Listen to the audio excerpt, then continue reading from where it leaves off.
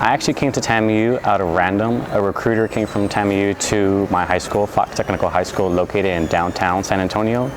I actually first was interested due to study abroad and knowing that it is the only international university here located in Texas, and also too is one of the most affordable universities here in the state, which I wanted to save a lot of money regarding student loans or any financial help.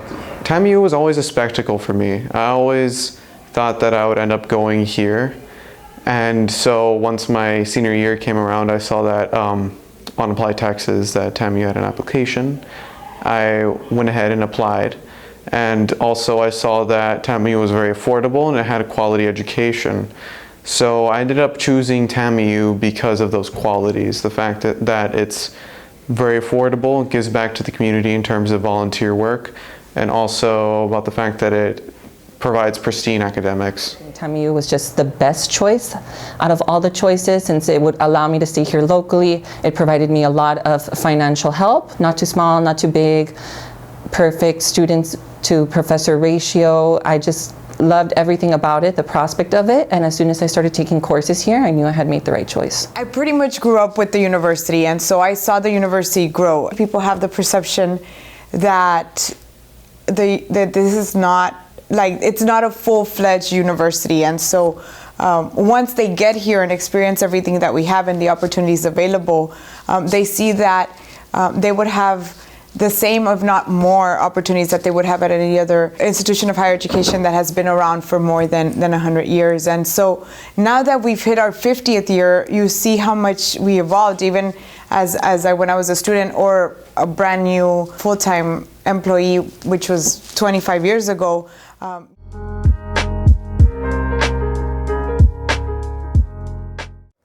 Before I came here, I didn't know too much about TAMIU and Laredo, but some of my friends are like, oh, it's a border town. And then I came on my visit and my friends are like, no, like we're campus and it's super friendly and there's lots of campus PD, there's no reason. And after being here, I was like, I don't know why people are like, oh, it's so bad. I mean, yes, it's a border town and it's a different culture, but I just came in here with an open mind and it proved out right. One of the pretty difficult things that I kind of overlooked was actually financial aid. So I didn't get a lot of financial aid. So loans was in the question, and my parents were really supportive about it just because we knew that with getting a college degree, I could quickly pay off those loans at the end. But yeah, that's just one of the situations where that was a difficult situation that we were going through.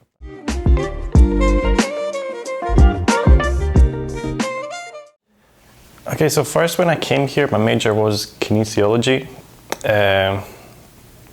but now it's finance.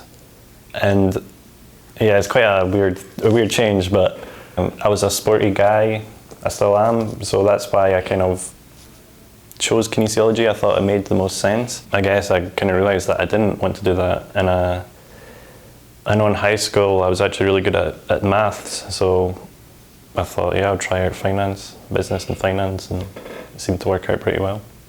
I was taking History 1302, yeah, 1302, with Dr. Aaron Olivas. And I was also taking Intro to Psych, and I was liking it, you know, talking about psychology, Freud, Pavlov, and all that stuff, right?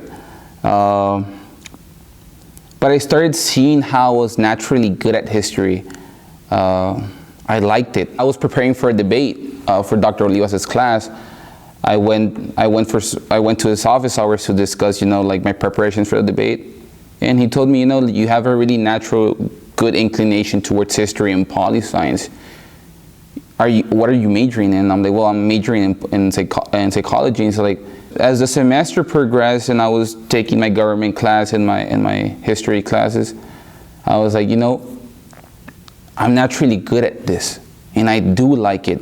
I liked it more than psychology at the time, and I decided to change it. I went to career services to see what exactly I could do with a biology degree, and I talked to the advisors in the LBV as well, Dr. Kidd, Mr. Rubio, Dr. McReynolds, and a few other professors that were very helpful in me finishing my degree.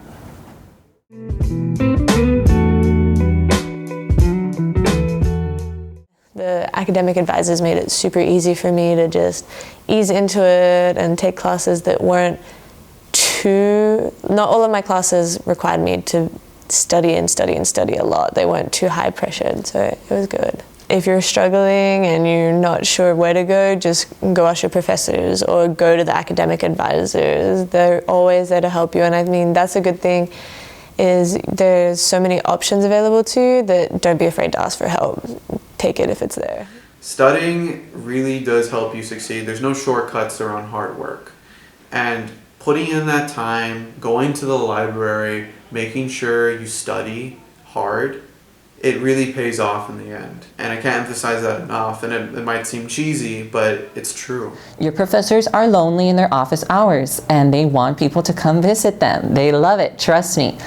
They're not as hostile as you think. In fact, they're the opposite. They're there to advise you, to counsel you, to give you perspectives that you might not be exposed to in class, and to help orient you to opportunities that they might know about that you might not be exposed to naturally, but their recommendations will always come in handy. And that's why you should always keep, yourself at not your best behavior, but the best version of yourself, and makes you stand out in terms of others. So if you ever need that recommendation from a professor or just that help, they'll always be very welcome to give it to you.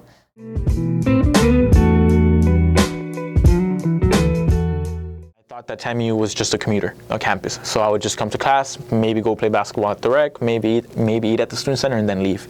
Do the same thing the next day. But as soon as I started getting more involved, I started to notice that it was a little bit different. And I quite literally, not literally, but I almost live here now because I'm always here. And so I think it was part of the process of growing up and part of the process of understanding that there are things that are bigger than your personal needs and your personal wants.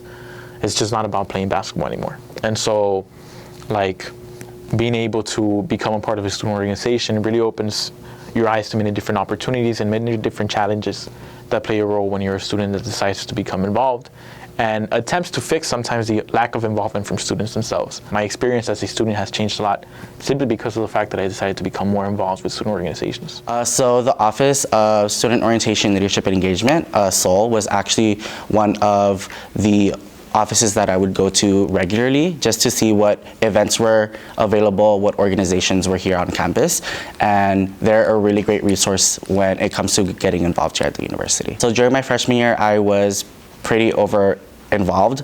My sophomore year and my junior year, that's when I started focusing more on my studies. I think it's a good thing to actually fluctuate to see what the balance is throughout your 4 years here at the university. Being a basketball player, being any athlete for that matter, is a full-time job in and of itself.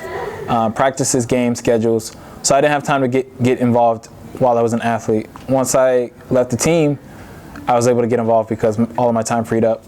So my friends told me, oh, check out this. So I went on Trailblazers. I saw all the organizations and I started searching it up. So it really helped me as a stepping stone to delving into the world of organizations here at TAMIU.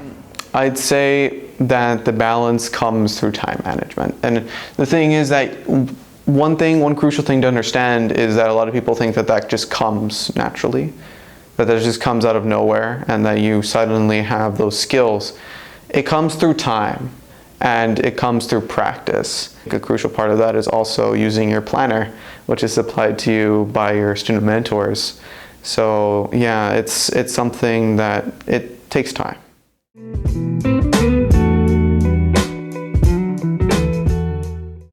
For me, I've never thought about my lone characteristic being my sexual orientation or my ethnicity.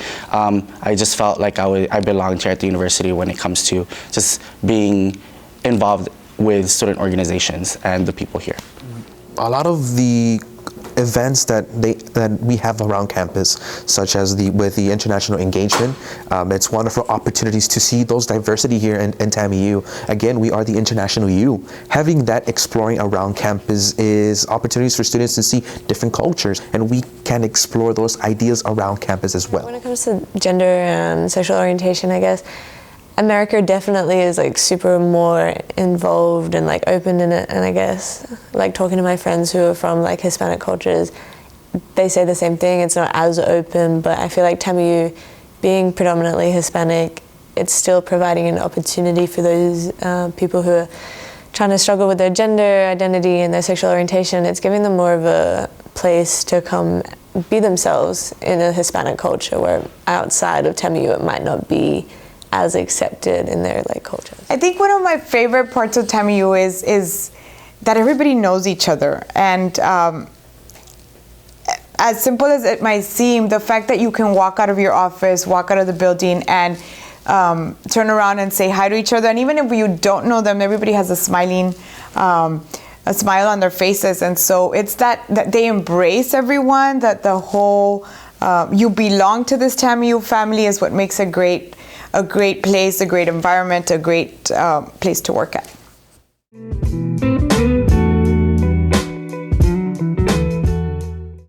I've never felt like I've had to be someone else besides myself, or look in a different way or act a certain way that doesn't align with who I am or my belief system. There is an emphasis on campus to discovering ourselves and being comfortable being our authentic selves. I believe TAMIU offers a safe space to be ourselves. At TAMIU, I really do not feel pressured to look a certain way.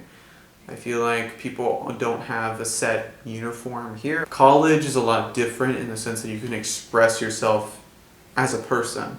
You can really, actualize yourself and really aspire to be different. And if that's your thing, then go for it. There's a lot of people who do different things on campus, wear different things, and I think that really contributes to the diversity of the institution.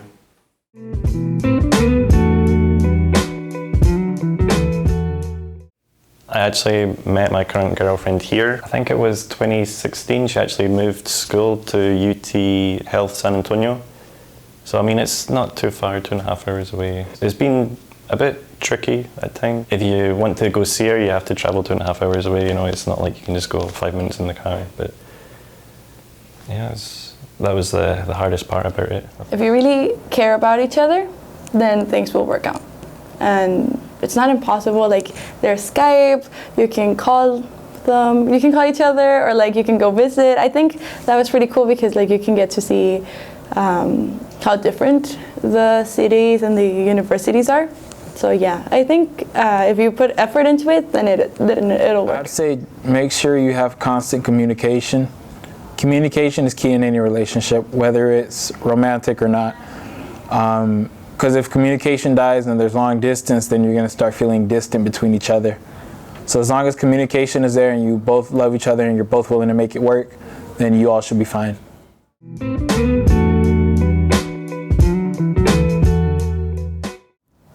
PD, they have a lot of services here on campus. For example, when I got injured and I tore my ACL, I couldn't move around campus the way that I wanted to. So I would call PD to pick me up at the dorms, and I would just wait outside and they would pick me up and drive me to my class. Also, if you feel unsafe at night, especially like 11 or 12 o'clock when you're walking to your car, you can call PD and they'll personally escort you to your car. Especially if it's in a parking lot that has no lights. So they'll help you there. Many peers that get in serious trouble or even affect their future careers and collegiate experience based off even social media with the sharing of certain drugs and alcohol abuse. Understand there's other coping ways to get around stress from academics or even your personal life here on campus. Please be responsible, and if you need help, again, to reach out. If there's any concerns about being discriminated upon, or if there's anything about sexual discrimination or sexual assault, a lot of these offices are here to help any students that are going through that. I know the Office of Compliance does give trainings out. Green Dot, a lot of safe zone trainings also are given out by different offices here at the university. So they do play a huge role in making sure that our students are safe and making sure that safety isn't something that we're concerned about, because we know that they have our backs and we know that we could go to people in order to keep us safe. Any way you feel that you have been sexually assaulted or harassed, please reach out. Our offices here on campus are more than understanding and more willing to help you in any way possible and will not put you in the spotlight if need be.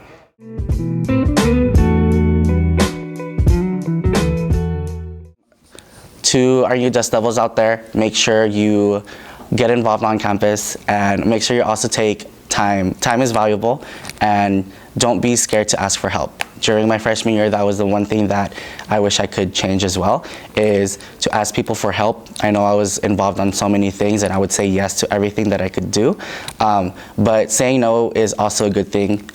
Your mental health is just as important as what you're doing your freshman year. So get involved and don't be afraid to ask for help.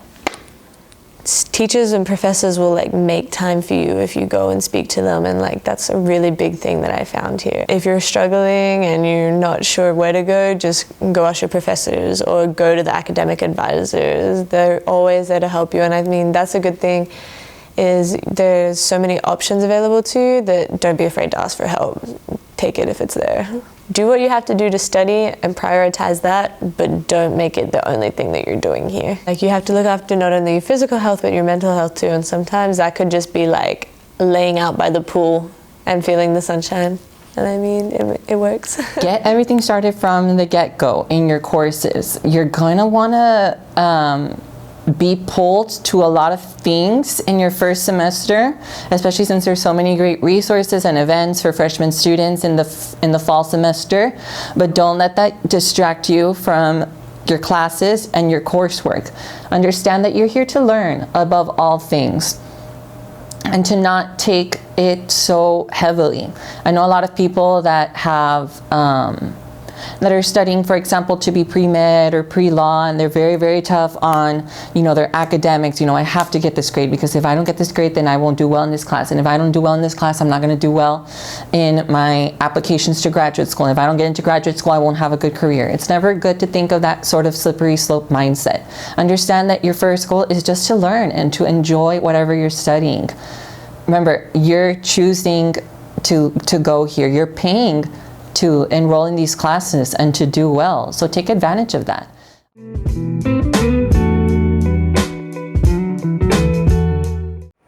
Understand, parents, your children will be okay.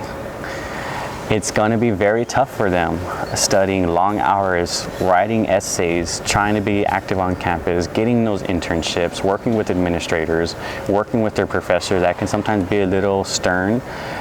So understand that there's going to be times where your child, your son or your daughter is going to be stressed at certain breaking points. You got to let your babies grow. Let them fly. This is a time where they're transitioning from being a dependent teenager to an independent young adult. So I know you got a leash on them, but you got to loosen it and eventually take it off, because once they graduate, they're gone.